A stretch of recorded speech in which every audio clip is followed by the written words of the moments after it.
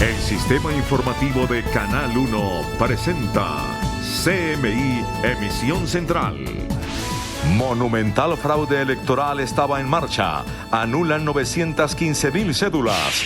Consejo Electoral remite denuncia de trasteo de votos a Fiscalía y Procuraduría.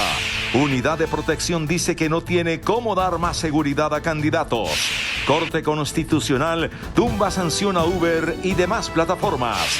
Reabierta vía Llano. La lluvia fue gran prueba, dice viceministro. Buses con pasajeros podrán transitar vía Llano desde mañana. Compañía de Seguros pagará daños sufridos por Hidroituango. Revela Empresas Públicas de Medellín. Recursos para escuelas y colegios no están perdidos. Aulas se construirán, dice Mineducación. Consejo de Estado autoriza pruebas piloto de fracking. Desde hoy, alza de 4 pesos por kilovatio en energía en todo el país. Empate técnico electoral en Israel. Confusión sobre futuro político. Parlamento español será cerrado y se convocará a nuevas elecciones. Sánchez en peligro. Ixel Moda, la Semana de la Moda de Cartagena, dio un pequeño adelanto en Bogotá de lo que será su 9ª edición.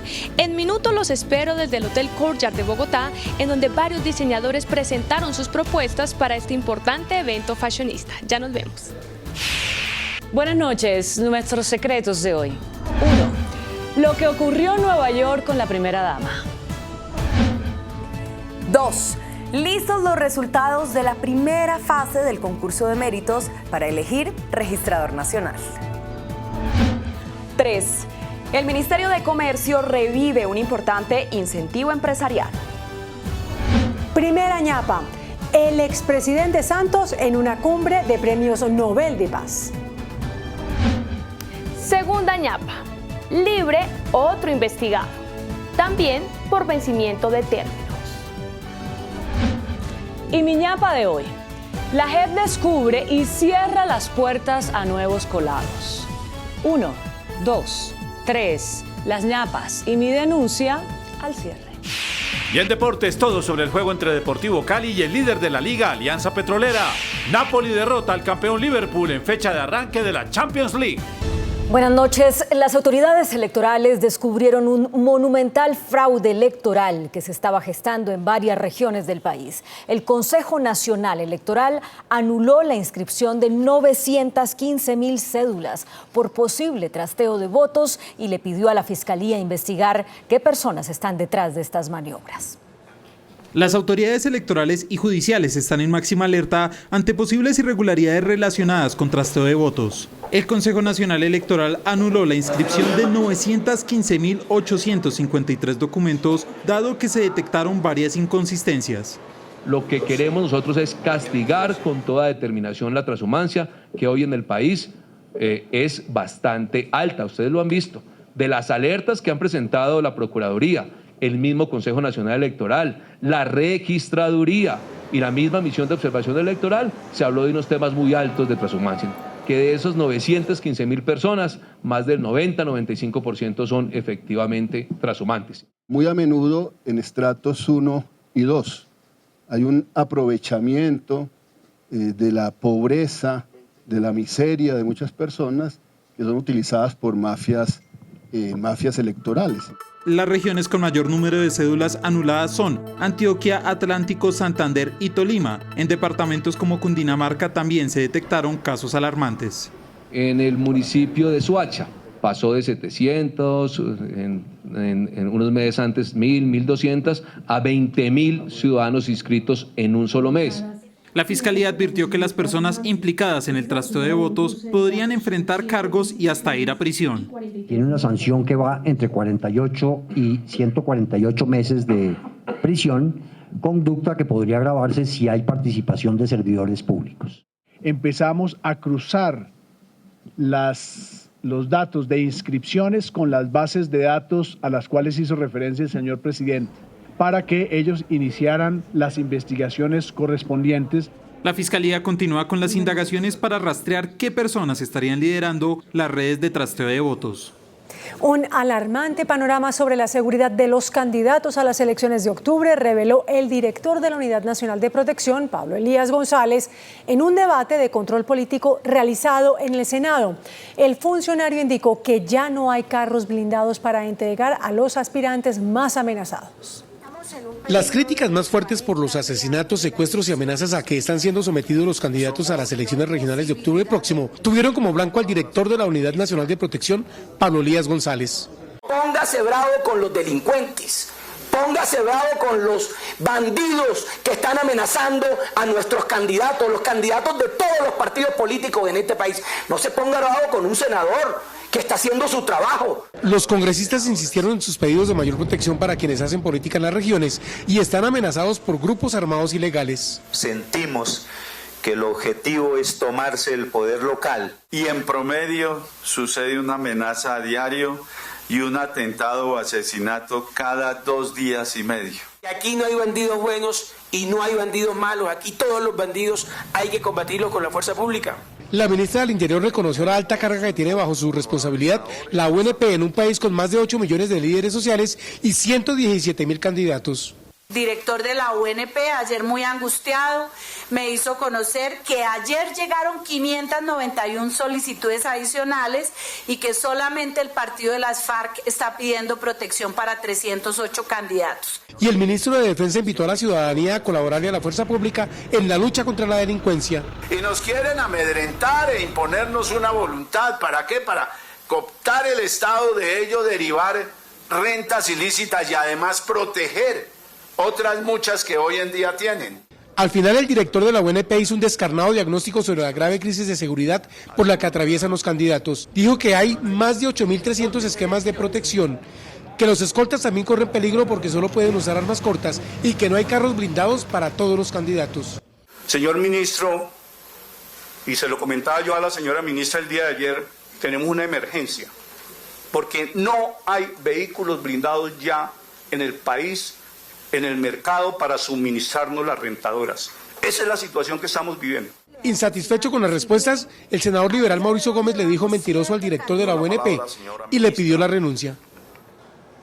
La Corte Constitucional tumbó la sanción que cancelaba por 25 años la licencia a conductores de Uber y de otras plataformas digitales. Tras una demanda interpuesta por un ciudadano, la Corte Constitucional concluyó que la sanción de suspensión de la licencia de conducción por 25 años referida en el Código Nacional de Tránsito solo hace referencia a los conductores sorprendidos en estado de embriaguez o bajo el efecto de sustancias psicoactivas. Esas 25 años no son aplicables para casos distintos al de los que conducen bajo influencia de bebidas alcohólicas y sustancias psicoactivas. Las personas que transportan ilegalmente a particulares, esto es una prestación de servicio público no autorizado, se regirán por las normas anteriores a la vigencia de la ley del 2013, que señalaba como término máximo para esperar después de la cancelación 3 años.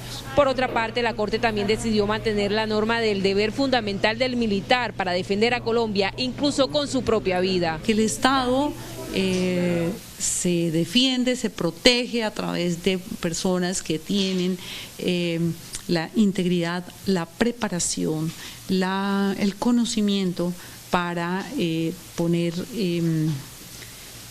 a disposición su profesión, su oficio, en defensa de la soberanía del Estado. Las decisiones se dieron durante la sala plena instalada hoy en Cartagena. Con éxito se llevó a cabo la reapertura de la vía Bogotá-Villavicencio para vehículos de carga. A pesar de las lluvias, más de 1.500 vehículos transitaron por el corredor. Para mañana se tiene previsto el paso de buses con pasajeros. A las 10:43 de la mañana, el viceministro de Infraestructura, acompañado con el director de la Policía de Tránsito y Transporte, autorizó la reapertura de la vía al llano y afirmó que a partir de mañana se dará paso a vehículos de pasajeros. Vamos a tener los buses ya de más de 20 pasajeros circulando por la vía, que también va a ser importante. El primer conductor que atravesó el paso celebró la reapertura como miles de transportadores. Contento porque ya nuevamente todos los transportadores de carga podrán transitar nuevamente por la vía al llano. El presidente de Fede Trascarga afirmó que las pérdidas por el cierre son millonarias. Más o menos tenemos cuantificados más de 2.5 billones de pérdidas durante estos 4 meses. A pesar de que las lluvias de la tarde obligaron a cerrar la carretera durante varios minutos, Coviandes afirmó que la montaña no representa peligro alguno para los que pasan por este tramo. Los inspectores viales, los ingenieros, todos estamos pendientes por si cualquier emergencia, pues ahí estamos todos para acudir a superar esa emergencia. Más de 1.500 vehículos fueron los que transitaron hoy por el municipio de Guayabetal, Cundinamarca. Tenemos un alrededor de 1.600 vehículos distribuidos entre Bogotá, Villavicencio 750 y Villavicencio, Bogotá 770 vehículos. Para mañana a las 10 a.m. se volverá a dar vía a los vehículos de carga y a los vehículos de pasajeros. Sin embargo, la orden del gobierno nacional es que si se presentan lluvias nuevamente, la vía deberá cerrarse. Bueno, ¿y qué dice el gobierno sobre los efectos de este aguacero sobre la vía al llano? Que nos cuente Omar Jaimes en el Ministerio de Transporte. Omar, adelante. Buenas noches, pues precisamente nosotros nos encontramos con el viceministro de Infraestructura, Manuel Gutiérrez, a quien le preguntamos con las buenas noches, viceministro, ¿fue benéfico o no que hubiera llovido esta tarde sobre el punto crítico de la vía al llano? Buenas noches, sí, de hecho consideramos que fue casi que una bendición que hubiera llovido porque nos permite probar el plan de emergencia que teníamos previsto. Afortunadamente funcionó bastante bien. Todos los sistemas de alarmas funcionaron, los vigías funcionaron, el plan de movilidad funcionó bastante bien y no tuvimos ningún riesgo, ninguna afectación, y la cantidad de roca que cayó es lo que teníamos previsto, que fue muy poca, se levantó muy rápido y volvimos a abrir la vía. Estamos mandando una señal al público que la situación está operando en condiciones de seguridad con las acotaciones que ya hemos hecho, pero está funcionando. Apenas empezó a llover, cerramos la vía y empezamos a ver cómo iba avanzando y pues afortunadamente el balance es muy bueno. Señor viceministro, muchas gracias. Pues entonces el plan de emergencia funcionó muy bien. Información a esta hora del Ministerio de Transporte, Omar Jaimes, CMI La Noticia. Gracias, Omar. Y por su parte, el gerente de Pollo Olímpico, Nicolás Vázquez, empresa que opera en las montañas ubicadas en inmediaciones del kilómetro 58 de la vía al llano, reiteró que la compañía no es la responsable de los derrumbes en la zona que obligaron al cierre de ese corredor vial. La compañía desvirtúa las versiones de ser responsables de los derrumbes en el kilómetro 58, donde operan alrededor de 16 galpones en la parte superior de la montaña, donde pasa la vía Bogotá-Villavicencio. Las evaluaciones del Ministerio de Ambiente, la Unidad de Gestión del Riego de Cundinamarca y Corpo Orinoquía muestran que la incidencia de las aguas utilizada por los galpones no se evacúa por la ladera de los derrumbes, sino por la otra parte de la montaña, tal como se muestra en la imagen. No tenemos ni producimos ningún tipo de vertimiento de líquidos y de agua. Básicamente nosotros recolectamos las aguas lluvias que caen sobre los tejados de los galpones a través de unas zanjas que están conduciéndolas a la quebrada Perdices. El informe de la interventoría que vigila la concesión coincide con el resultado. Empresas Públicas de Medellín reveló hoy que las compañías de seguros responderán financieramente por los daños en Hidroituango.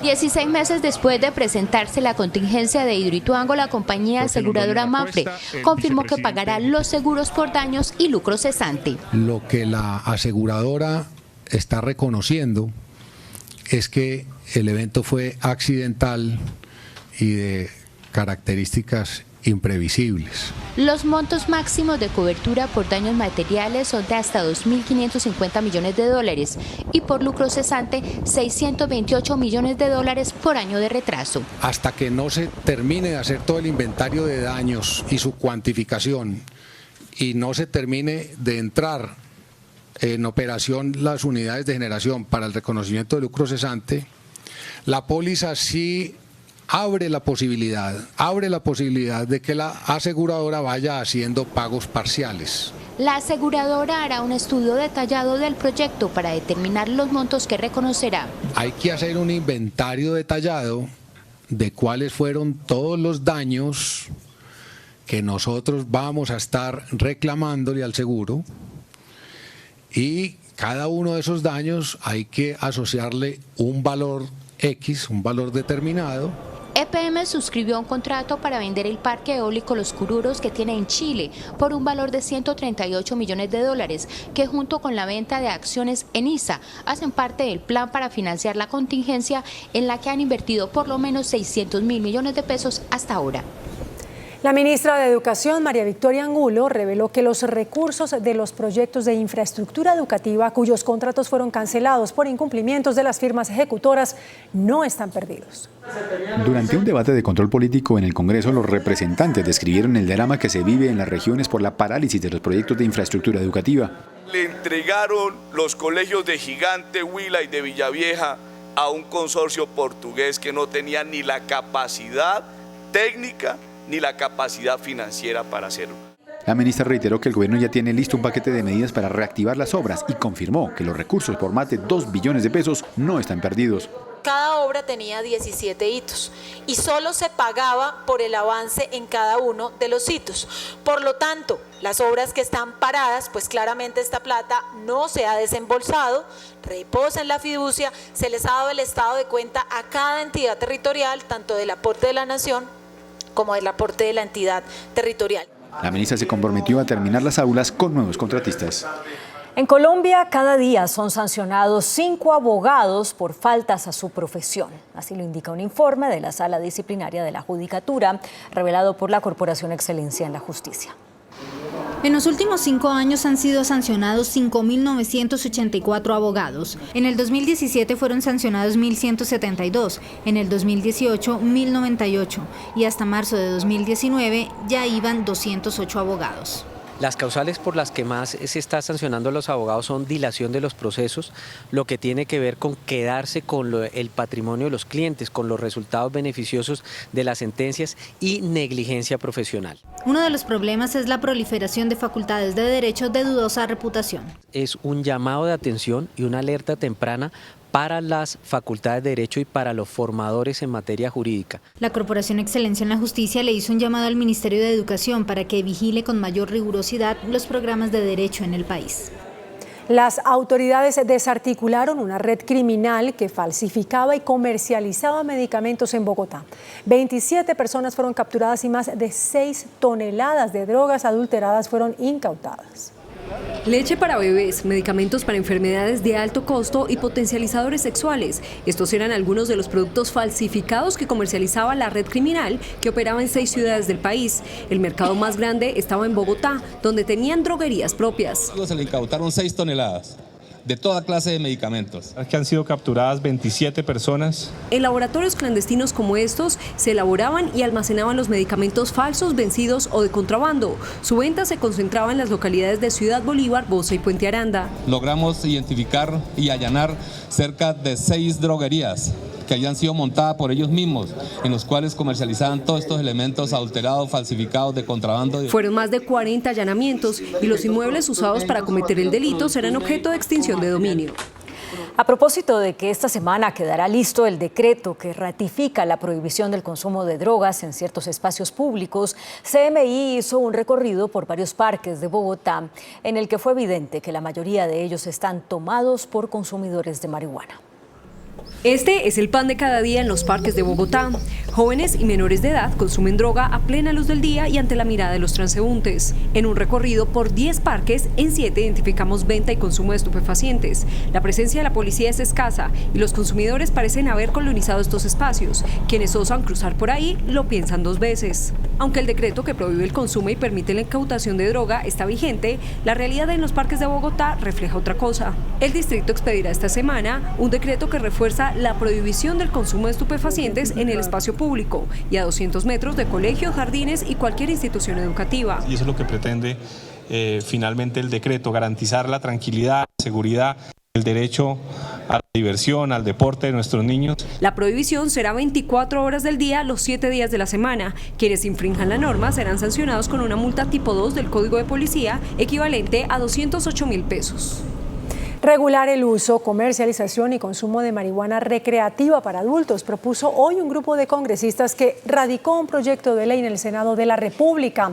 La iniciativa, liderada por el senador Gustavo Bolívar, además de abrirle paso al modelo de regulación implementado en países como Holanda, Estados Unidos, Canadá y Portugal, donde existen los llamados coffee shops de marihuana recreativa, pretende crear el Instituto Colombiano para la Regulación de Cannabis, adscrito al Ministerio de Salud.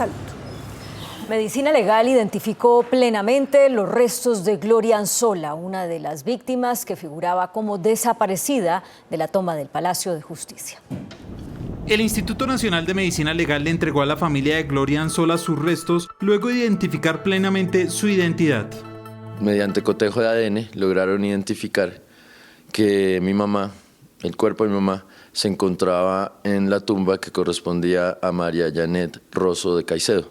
Gloria Anzola figuraba como una de las 11 personas desaparecidas en la toma del Palacio de Justicia ocurrida en noviembre de 1985. Me indigna mucho recordar y retomar todos esos testimonios que yo he oído de cómo cada uno de mis familiares la buscó. Precisamente el pasado 6 de septiembre la Fiscalía le rindió cuentas a la Corte Interamericana de Derechos Humanos sobre el avance de las investigaciones sobre el caso. La decisión fue adoptada al ratificar la medida cautelar de suspensión de la utilización de esta técnica para proyectos de exploración y explotación de yacimientos de petróleo. Sin embargo, el mismo Consejo de Estado aclaró. La Sala advirtió que el alcance de esta decisión no impide la realización de proyectos piloto integrales de investigación. Esta petición fue hecha por el gobierno con base en la sugerencia de la Comisión de Expertos que recomendó realizar proyectos piloto de investigación de naturaleza científica para establecer si el fracking afecta a la salud de las personas, el medio ambiente o las fuentes de agua. El Alto Tribunal consideró que estos proyectos de investigación sí se podían autorizar porque son diferentes a los de exploración o explotación que continúan suspendidos. Sin embargo, expertos en el tema dicen que hay una contradicción porque para hacer investigación igual se debe aplicar la técnica del fracking. Consideramos que lo que está en juego en este momento es las ciénagas y los complejos de humedales del Magdalena Medio. Por lo tanto, desde la Alianza seguiremos movilizándonos, seguiremos realizando acciones de incidencia y de litigio ante el Consejo de Estado y en otros estados. Es importante aclarar que esta medida es temporal hasta que el Consejo de Estado se pronuncie sobre el fondo de la demanda que busca la prohibición total del fracking en el país. La superintendente de Servicios Públicos, Natasha Avendaño, anunció un alza de 4 pesos en las tarifas de energía para cubrir la operación de empresas intervenidas como Electricaribe. El gobierno reglamentó el artículo del plan de desarrollo que autoriza un alza de 4 pesos por kilovatio en todo el país para los estratos 4, 5 y 6, al igual que la industria. El incremento es con el fin de alimentar un fondo empresarial que dará recursos para la operación de empresas intervenidas como Electricaribe. Precisamente sobre la compañía en manos del gobierno se mantendrá el plan de acción para mantener la operación y garantizar la energía en los 7 departamentos de la costa caribe. Para garantizar la operación, es decir, para garantizar el pago de la factura de energía eléctrica a los generadores y para poder garantizar que la compañía funcione. Por otro lado, el sector privado mostró su preocupación por la recomendación del Consejo de Operación de un racionamiento en la costa caribe. El gobierno rechazó la misma. Siempre va a haber un rezago, obviamente, mientras se ejecuta todo el plan que se tiene que ejecutar. Se avanza en la búsqueda de un nuevo operador para la costa caribe colombiana.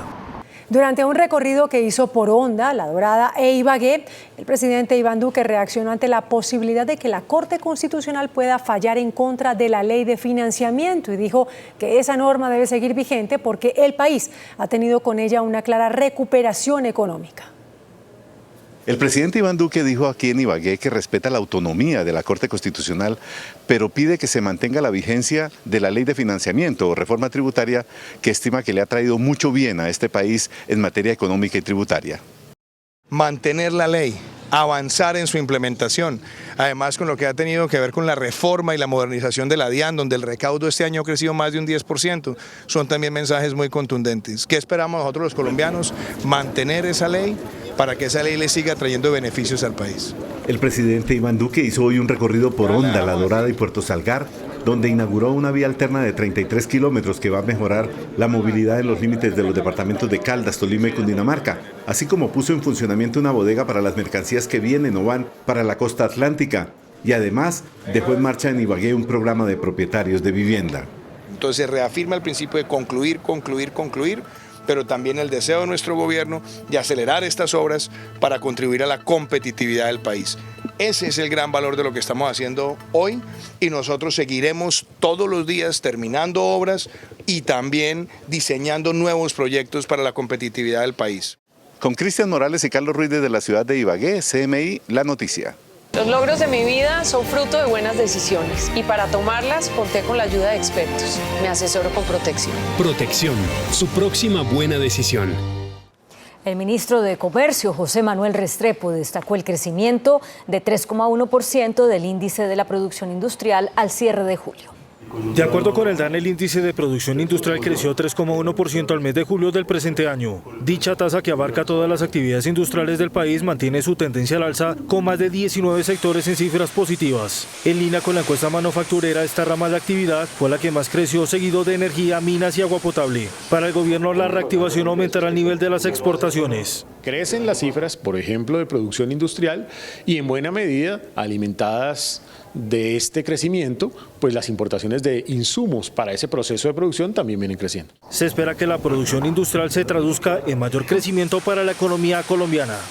Avanza la discusión del proyecto de presupuesto para el próximo año con ajustes en diversos rubros como el de la deuda del gobierno para garantizar el pago de subsidios como los de energía. Según cuentas preliminares, el subsidio a temas como la energía para los estratos menos favorecidos puede costar cerca de 3 billones de pesos. Hoy solo hay en el presupuesto cerca de 800.000 millones, es decir, existe un faltante de más de 2 billones. No obstante, el gobierno se comprometió a buscar los recursos. Se están asegurando ya los recursos faltantes para los subsidios de energía y gas. Estamos revisando prioridades en la inversión. Habría movimientos para que las pensiones entraran en cuentas similares al del servicio de la deuda para liberar así recursos de inversión. Lo que permite pues que el próximo lunes se firme una ponencia con un reacomodo importante de 5.2 billones. También se está mirando la fusión e incluso cierre de entidades que cumplen funciones similares a otras. Hasta ahora se viene discutiendo solo el Fondo de Adaptación. El presupuesto debe estar aprobado la otra semana en comisiones y el 20 de octubre en plenarias. El índice de capitalización de la bolsa, que mide el comportamiento de las 20 principales acciones, cerró a la baja. El índice de capitalización de la Bolsa de Valores de Colombia bajó 0,17% a 1.597 puntos. La acción preferencial de Avianca fue la que más subió, con una valorización de 3,19% a 1.295 pesos. La acción de la Bolsa de Valores de Colombia fue la que más cayó, con una pérdida de 1,70% a 11.580 pesos. La acción más negociada de la jornada fue la de Ecopetrol, al movilizar más de 64.000 millones de pesos. El dólar cerró al alza. Indicadores económicos en CMI.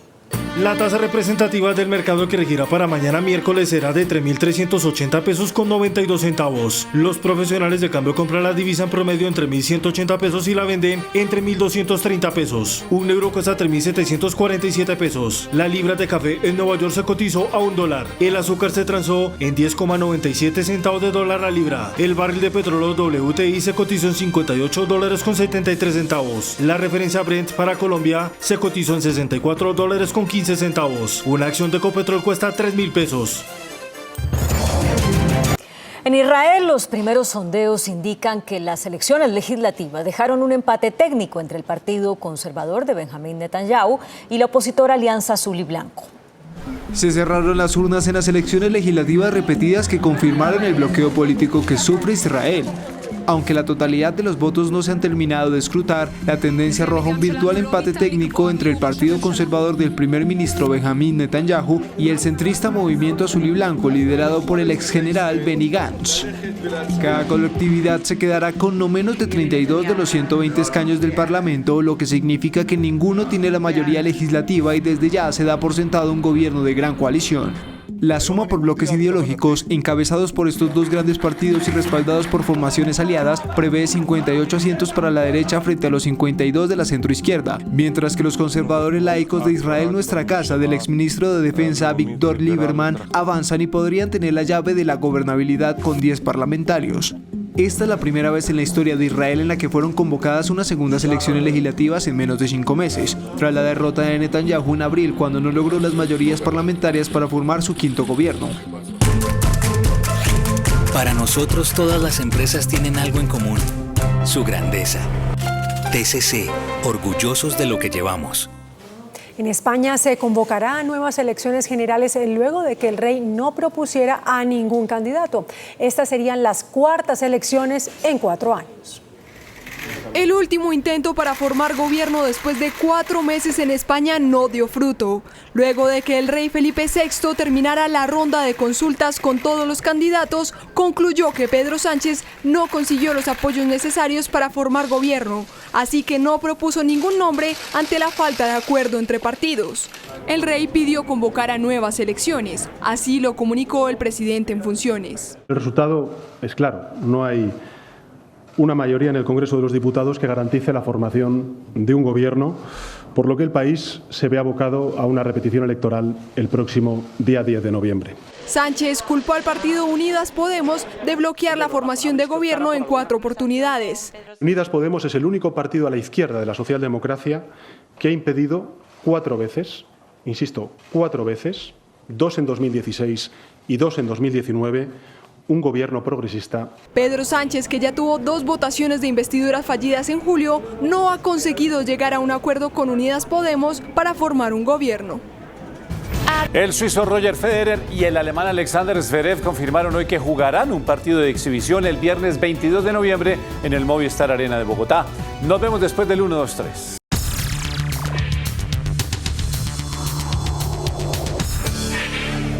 Muy buenas noches.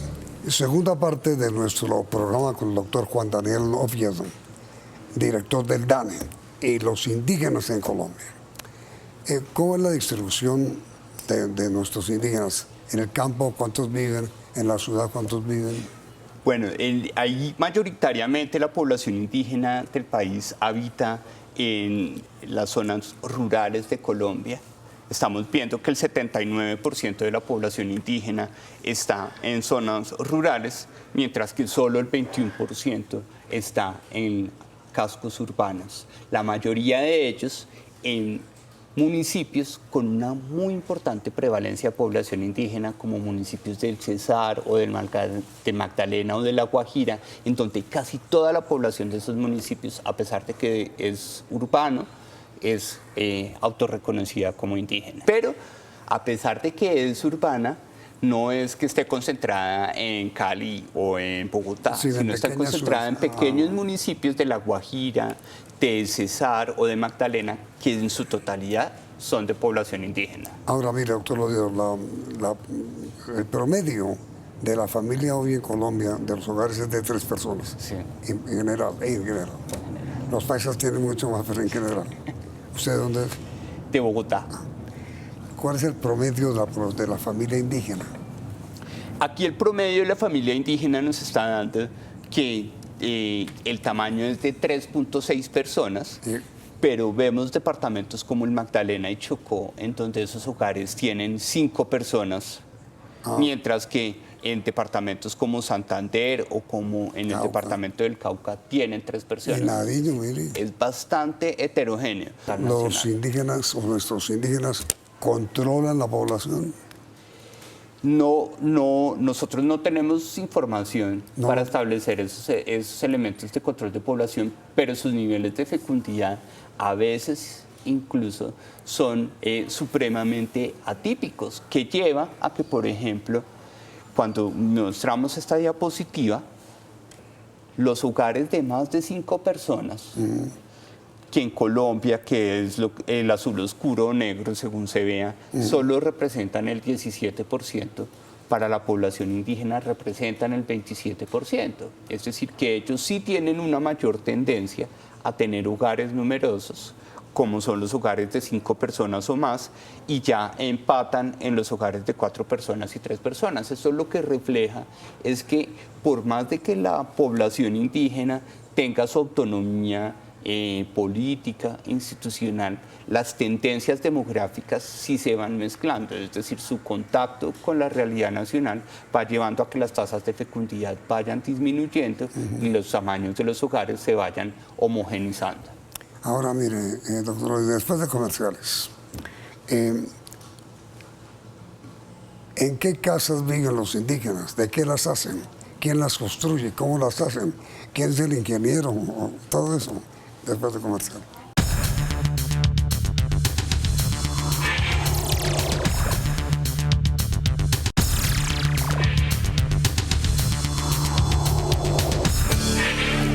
¿Cuál es el material que usan nuestros indígenas para hacer sus viviendas?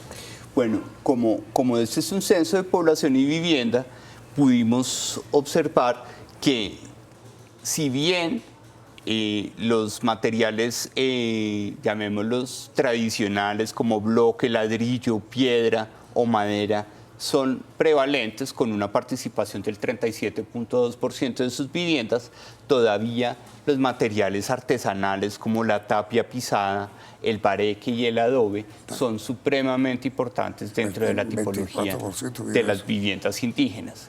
Y cuando vemos sus pisos, vemos que la mayoría de los pisos de las viviendas indígenas están en tierra, arena y barro, con una participación del 44%, seguida por cemento y gravilla, con una participación del 31%. Ahora, mire, doctor Oviedo, en materia de servicios, ¿cómo están nuestros indígenas? Bueno, como lo dijimos anteriormente, en la medida en que la población indígena está concentrada en el sector rural, es natural que haya brechas más importantes de cobertura. Mientras el promedio del país tiene una cobertura del 96% de energía eléctrica, apenas el 66% de las viviendas de personas que se autorreconocían indígenas tiene cobertura de energía eléctrica. Es decir, el 30 y pico no los tienen. Casi un tercio de este promedio no tiene cobertura. Y eso, pero gracias a los resultados de este censo y gracias a que esta información está georreferenciada, le vamos a poder entregar a la ministra María Fernanda los insumos para poder ajustar estas brechas de cobertura. ¿Y agua? En materia de agua, la brecha es aún más importante. Mientras que el 86.4% de las viviendas del país tiene acceso a acueducto, apenas el 41.4% de las viviendas indígenas accede a acueducto. Terrible eso, man.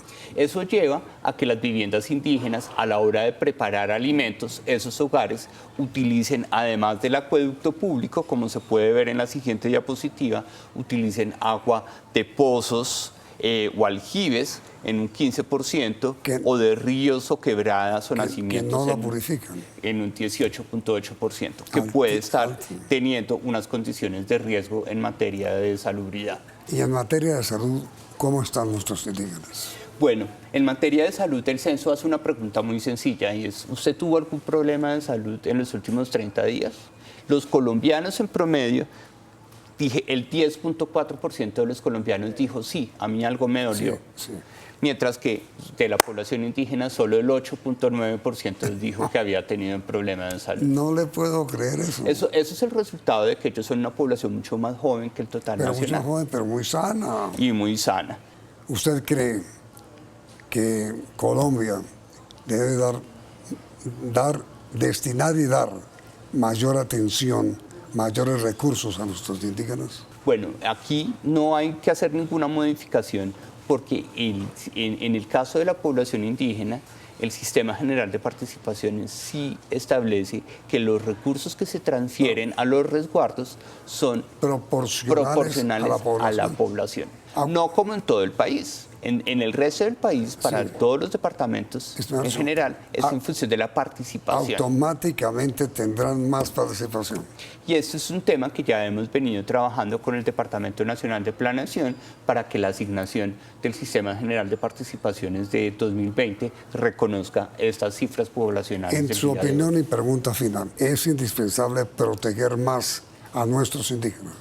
Yo creo que con lo que tenemos estamos respondiendo como gobierno de una forma efectiva a las necesidades de estas comunidades. La pregunta para nuestros televidentes, ¿ustedes creen que nuestros pueblos indígenas requieren más protección del Estado, sí o no? Resultado del sondeo mañana en este programa. Doctor Oviedo, muchas gracias. No, muchísimas gracias a ustedes y siempre atentos a responder cualquier inquietud, temática. Pues muchas gracias y mucha suerte. Ojalá su censo sea escuchado, atendido, oído. Muchas gracias. A ustedes los invitamos ahora a nuestro tradicional 1, 2, 3.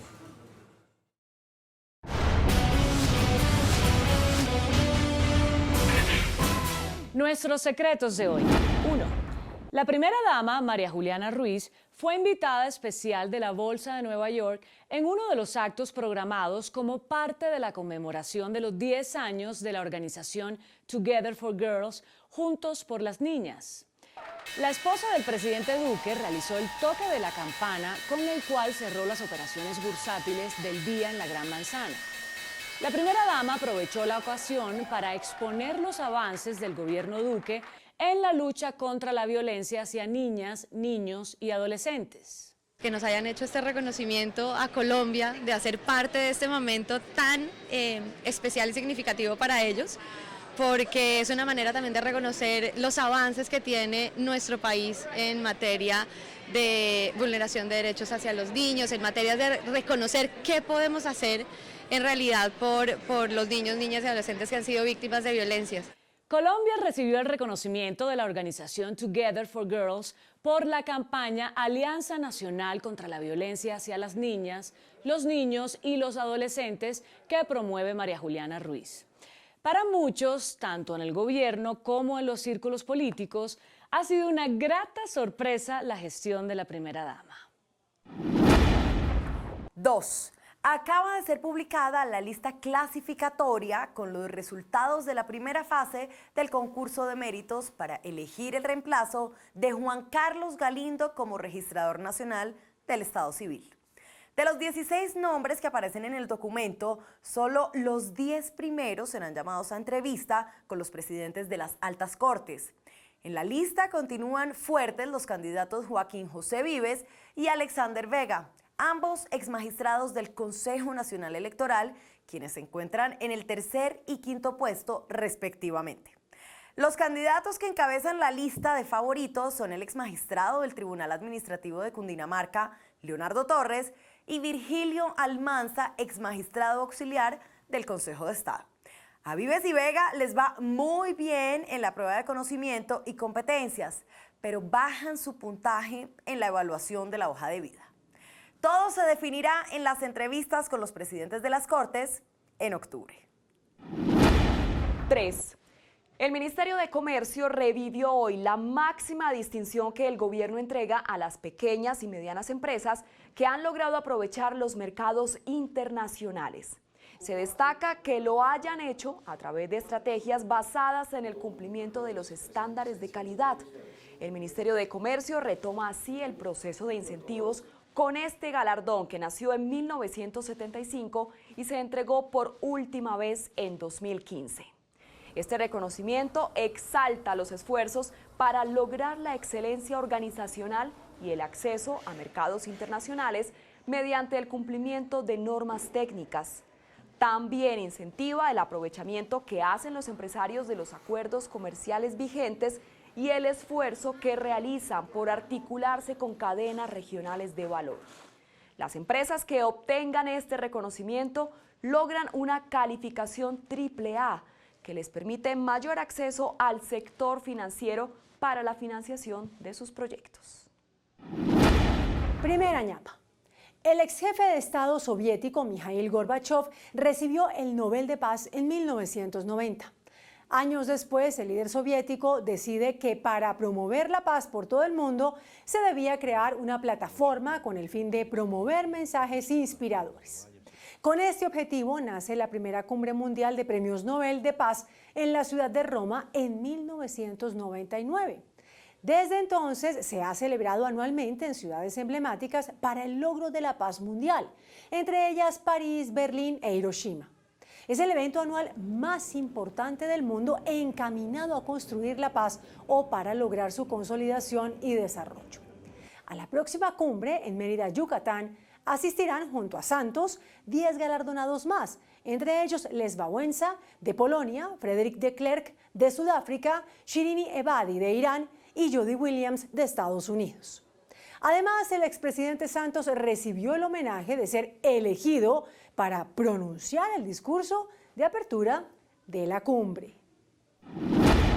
Segunda ñapa. Juan Carlos Bastidas, uno de los cerebros de la firma Astraval, investigado por apoderarse ilegalmente de más de 600.000 millones de pesos a través de libranzas, quedó libre por vencimiento de términos. Según la Fiscalía, Bastidas es acusado por crear una empresa criminal que estafó a miles de ahorradores. Para la defensa, Bastidas ya llevaba más de 240 días privado de su libertad sin que se iniciara el juicio en su contra. El juez le dio la razón al abogado al confirmar que la Fiscalía, también en este caso, dejó vencer los términos y ordenó su libertad. Bastidas es el segundo implicado en este caso en quedar en libertad, pues el pasado 22 de agosto ya había salido de la cárcel por vencimiento de términos el también exdirectivo de la firma Astraval, César Mondragón. Y el país sigue preguntando qué es lo que pasa con nuestra justicia. ¿Detiene sin pruebas? Mi ñapa de hoy. Las decisiones de la Justicia Especial para la Paz, JEP, reflejan que un alto número de delincuentes cuyos crímenes no están relacionados con el conflicto siguen tratando de obtener beneficios del proceso de paz sin haber participado en la guerra. La JEP ha decidido rechazar por falta de competencia un alto número de solicitudes. Entre quienes querían usar a la JEP hay un exalcalde de Villavicencio condenado a 38 años por el asesinato de un contradictor político.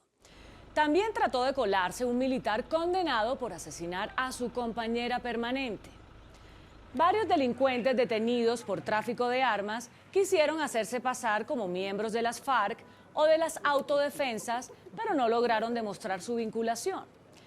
En las respuestas, la JEP ha recordado a los aspirantes a beneficios que solo son para los exguerrilleros, agentes del Estado, paramilitares y sus financiadores. Tate quieto los avionetos. Hasta mañana. Que descanse.